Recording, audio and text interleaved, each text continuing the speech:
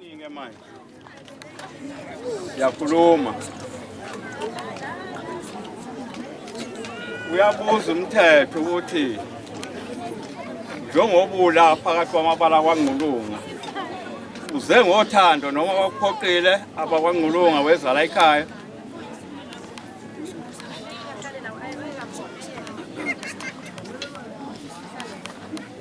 Iyaphinda futhi uyabuza umthetho ukuthi uze ngothando yini la noma unsalwa abantu bakwaNgqulunga buze uzofika la kulamabala kwaNgqulunga.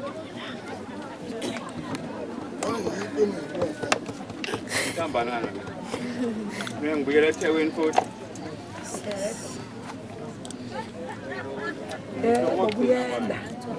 uyabuza umthetho ukuthi njengoba ula phakathi kwamabala kwaNgqulunga uyamthanda na noma ufuna ngisho njalo.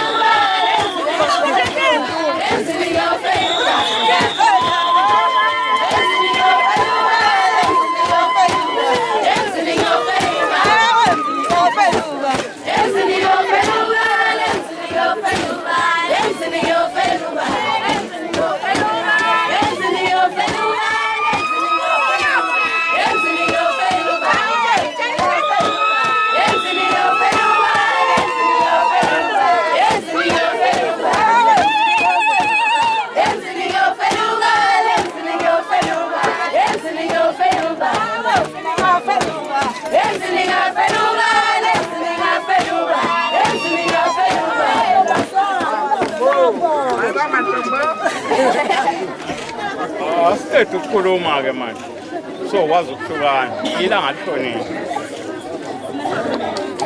lishonile ngicela ukubuza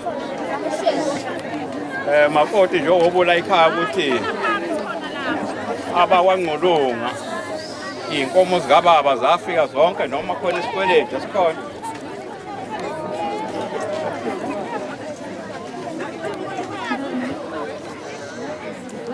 Ukuthi njengoba usuze weza la ekhaya abakwaNgqulunga isithebe sikababa siphelele na? Ngihlelwa yini? Zingaki inkomo abaletha? Baphenduka phela. Ziphelele. 11. Ziphelele. Inkomo aphelele zo11. Njalo shaya. Zo11. Ngiyabonga sikho isikweletu. Oh, mana. Sengiqedile ke ngani. Ngibuya ngapha. Umuzi kaNgqulunga. Lokho kusho makoti kuyikho ukuthi kwakuthelezi asikho isikweletu eninaso inkomo zaphuma zonke. Yebo, zakhishwa umkhwenyana noma walotsholelwa ubaba walotsholelwa ubaba. Ayisikho isikweletu esikhona. Owamupha phi? Siyabonga. Ngiyacela ukuthi namhlanje njengoba isandla asixhawulisi namhlanje. Ngoba sesikhulumile saqeda sesiqedile. Nokuyobhala akusabhalwa-ke manje uma sekukhona omunye ongasekho. Ngeke kusashila.